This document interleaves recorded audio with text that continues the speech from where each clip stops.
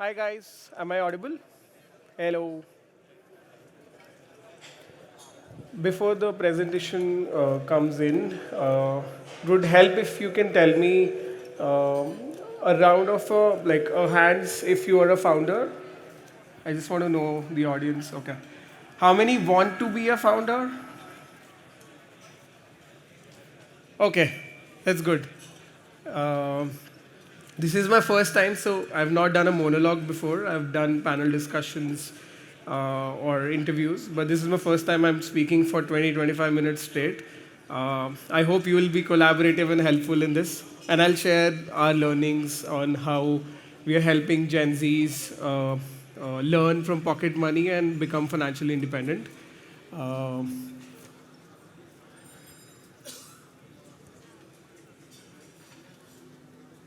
I think they're loading the slides.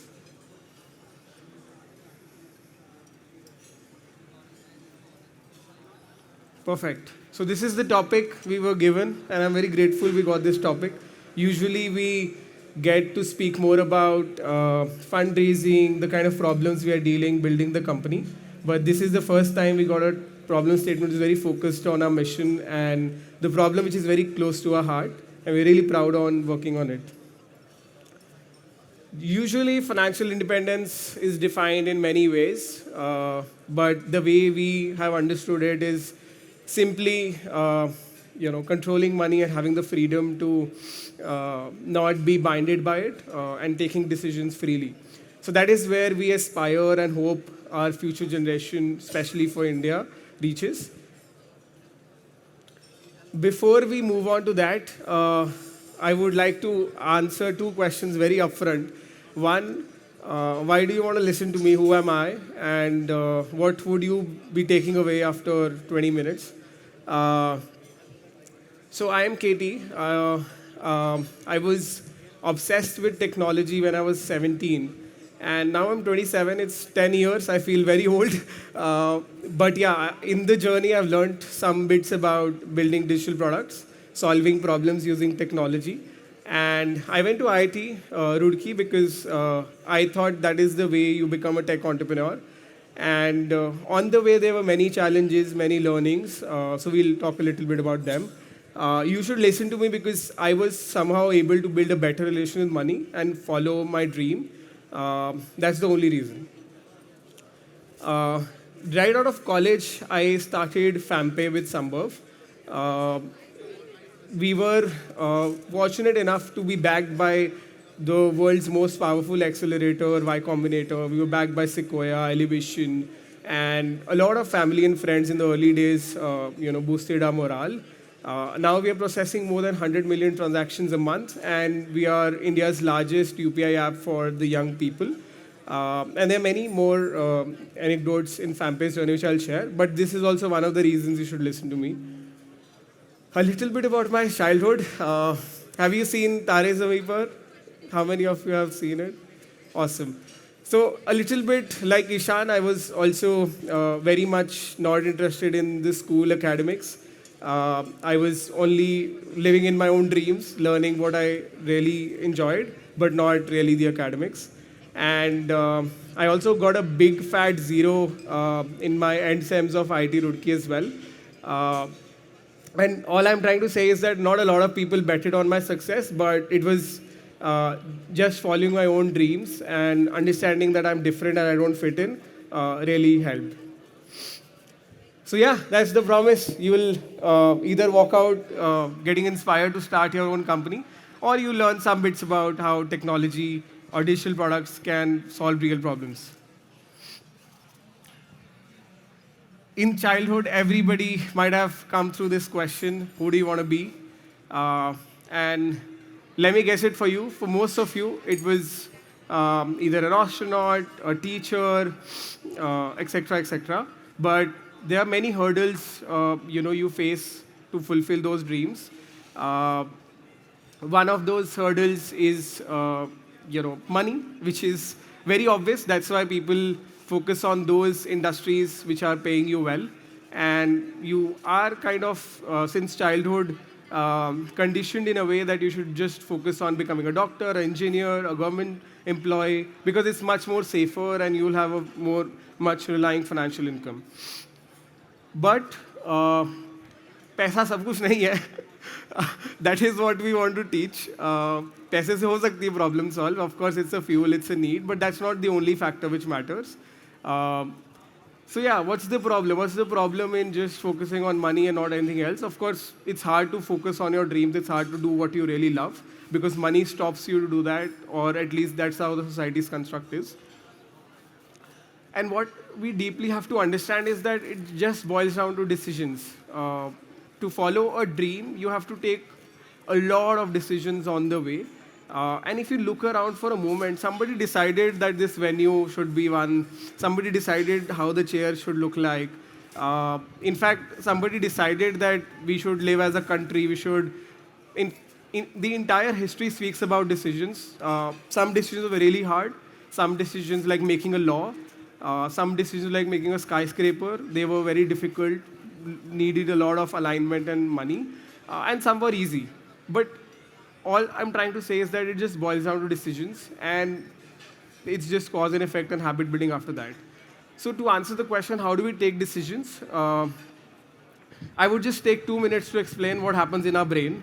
Thanks to Tim Urban, who runs Waitbird Y blog, he made this illustration. It's a very oversimplified way to understand it, but this is how our brain is. There are 3 parts to our brain. One is the rational decision maker. This guy knows that pain is important. This guy knows that in the future the outcomes can come, so it's okay to go through difficulties in life. This guy is very patient. This guy is trying to think all the time and solve problems.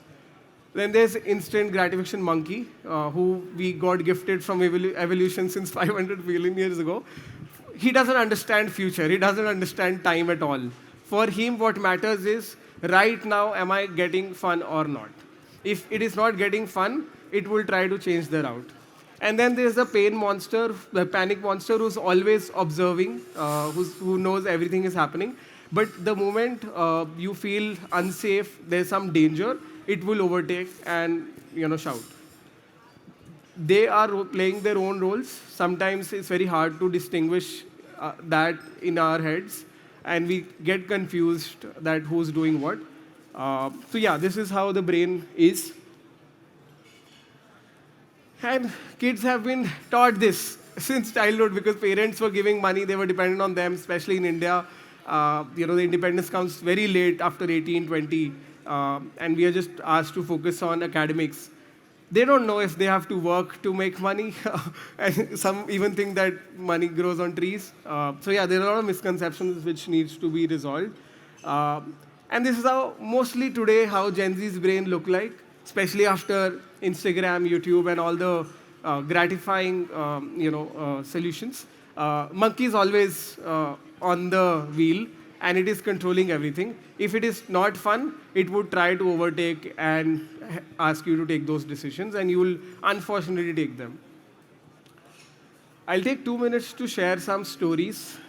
This is Steve Jobs. On your left and on your right is Michael Jordan. Both of them, when they were children, their parents did very unique things which made them who they are. In Steve Jobs' case, a very popular story is that when he used to go to school, he didn't like it at all. So he used to do a lot of pranks, and his father got called in school. The principal complained and said, Steve is not at all interested in academics. He's just playing pranks and disturbing the class. So you should scold him or teach him or whatever. A normal parent or a usual parent would actually scold the child and say, why can't you do this like other kids? Why do you want it to be your way, etc.? You should study, you should stay silent and all that. But Steve's parent didn't do that. His father told the principal that it's your problem. It's your job to make sure school is interesting for him. It's not Steve's problem. And imagine the kind of boost or self-validation Steve would have got out of it, the kind of learnings he would have got out of it, that the world should change for me. I shouldn't change for the world. And that's where he started investing. Another story of Michael Jordan. When Michael Jordan was young, he was in school. Uh, to teach him a lesson, his father gave him a T-shirt, and it was a plain white T-shirt. And his father asked him to go and sell it for $2. It was difficult. He went to some bus stops, and he just asked a lot of people. Somebody bought it because it was worthy $2. Then his father gave him another T-shirt, same T-shirt, and asked him to now sell it for $20. It was again very difficult. He could have rejected it, but he said, "Okay, let me take it as a challenge." He went out. He tried multiple things. He went to rich areas where people can afford more, and somehow he also were able to sell it. So he got convinced that okay, the same thing can be sold for $2, $20 as well. Now his father says, "Go and sell it for $2,000." And he was like, "No, that's not possible. I can't do that. Who would buy this plain white T-shirt for $2,000?" You know what? He sold it, and he used his creative brain to figure out a way because he believed that it can happen. Uh, he goes to like he was going on a street and he found a popular famous figure. He figured out to get a signature autograph from them on the T-shirt, and now anybody was able to pay $2,000 for it. Uh, that might have taught him that if he sets his mind to something, he can actually get it.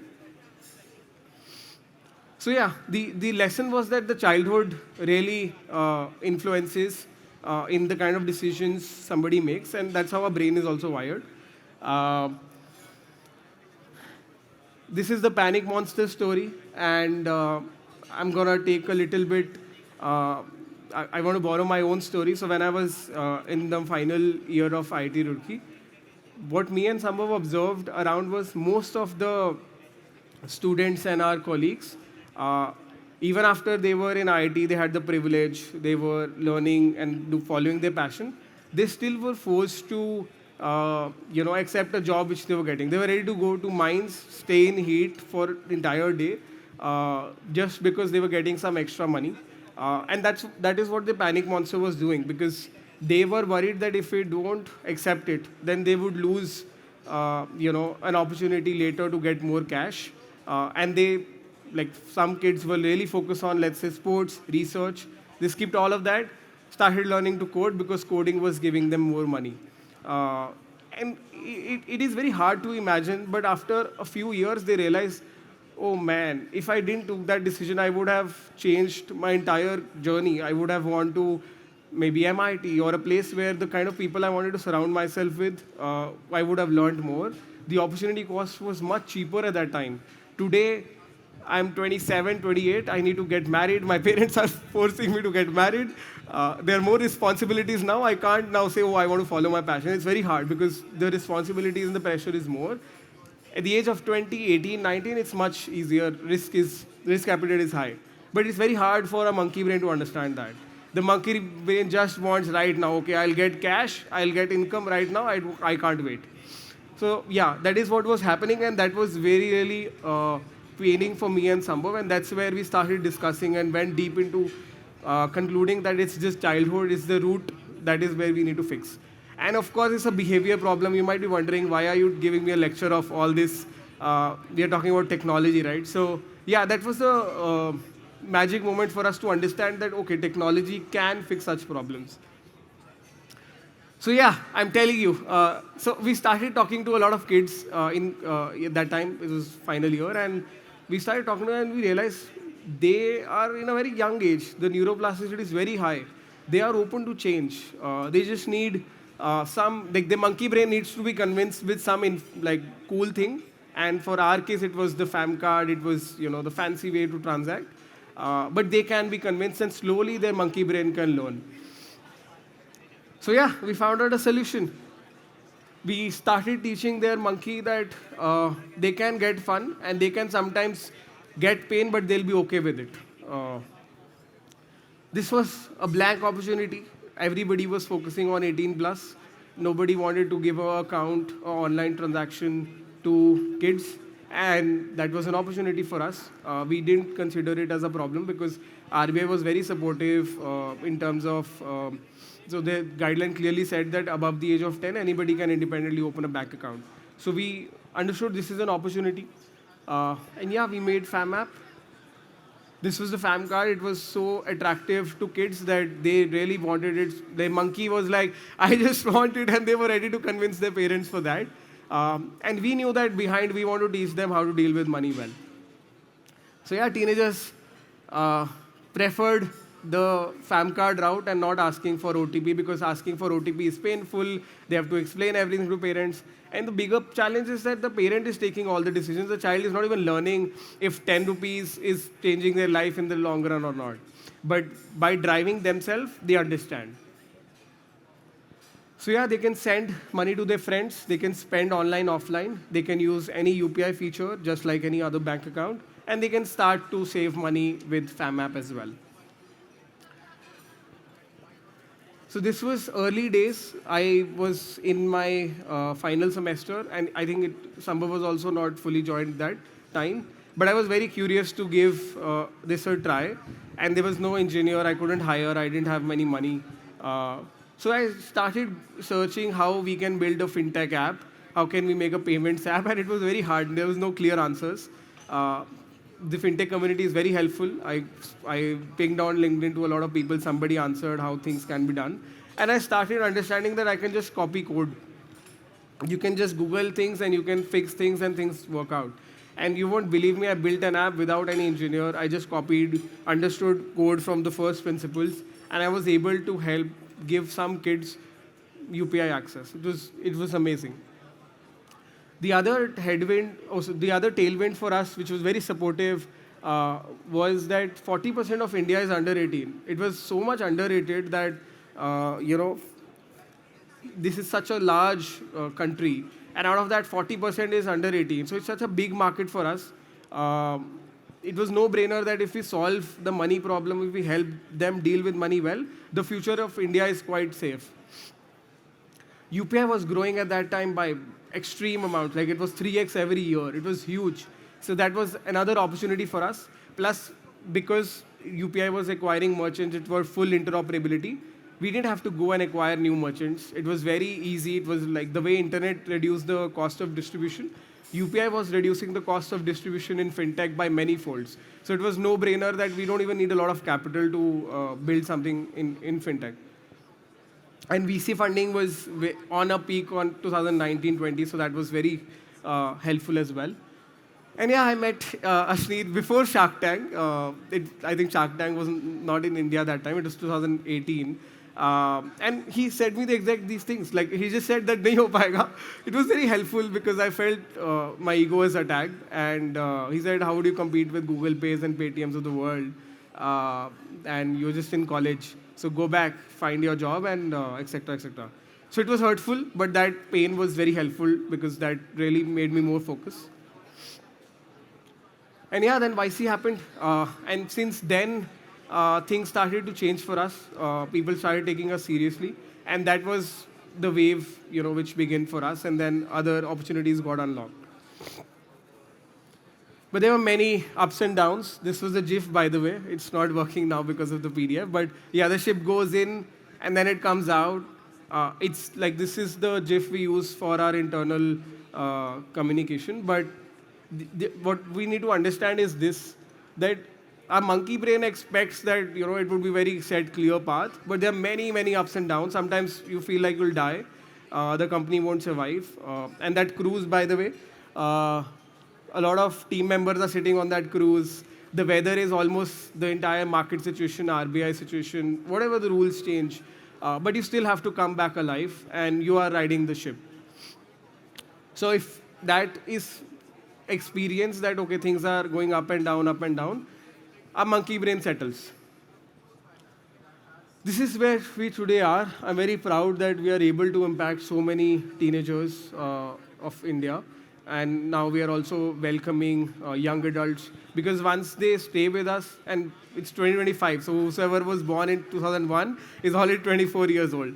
So we are also now helping young adults, 18, 19-year-olds, 20-year-olds, 21-year-olds, to take financial services from us. And they're really, really happy. They're really, really satisfied. And we are actually able to change their lives. Yeah, finally they get pocket money. Finally, they are able to influence money in some way from childhood itself. But yeah, it comes and it goes away very soon.